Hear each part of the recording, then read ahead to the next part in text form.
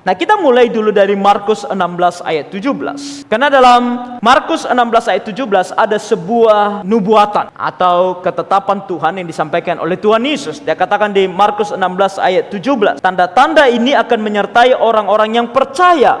Mereka akan berbicara dalam bahasa-bahasa yang baru. Jadi ada kata glosa, ya, glosais dalam bentuk jamaknya bahasa-bahasa, dan dikatakan bahasa yang baru. Nah, kita perlu memahami sedikit istilah lain dalam bahasa Yunaninya, yaitu kainos, yang artinya bahasa. Oke?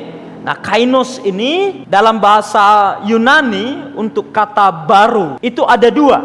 Oke? Dia ada dua, yaitu satu kainos, satu lagi neos. Itu cara tulisnya dalam bahasa Yunani. Hampir kita rasa kita bisa, dua kata ini.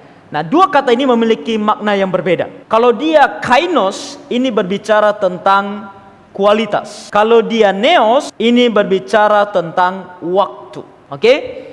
Kainos dan neos. Nah, supaya kita bisa mungkin lebih jelas, saya tulis di sini. Di sini kalau saya buat dia dalam kurun waktu, oke? Jadi ada waktu sebelum Pentakosta, baru sesudah Pentakosta, oke? Nah, kalau dibilang dia sebagai bahasa yang baru dalam kainos, dia berbicara tentang bahasa dengan kualitas yang berbeda. Kualitas yang berbeda ini apa maksudnya? Ini maksudnya bahwa bahasa ini bahasa yang sudah ada. Bahasa yang sudah ada.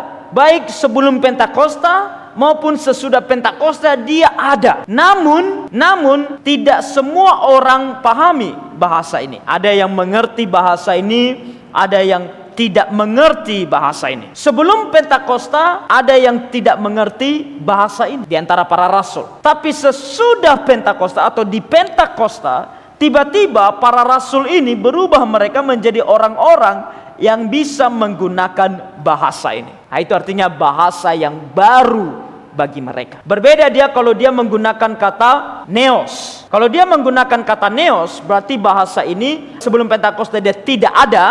Tidak ada, bahasa ini tidak ada. Lalu setelah Pentakosta atau di Pentakosta, tiba-tiba dia ada. Bahasa yang benar-benar baru, belum pernah ada sebelumnya. Itu kalau dia menggunakan kata neos. Tapi dalam Alkitab kita, ternyata dia menggunakan kata kainos, untuk menunjukkan kepada kita bahwa ini bukan bahasa-bahasa yang tiba-tiba muncul, yang nggak tahu entah dari mana, entah dari sorga, entah dari mana. Ini adalah bahasa manusia.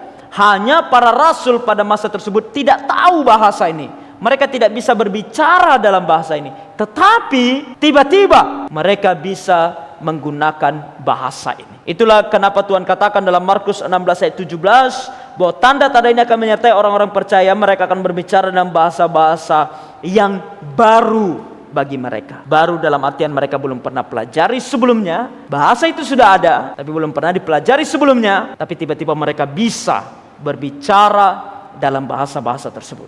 Dan itulah yang sungguh terjadi di dalam Kisah Rasul pasal 2. Penggenapannya terjadi di dalam Kisah Rasul pasal 2. Dan kita lihat itu dari beberapa tanda.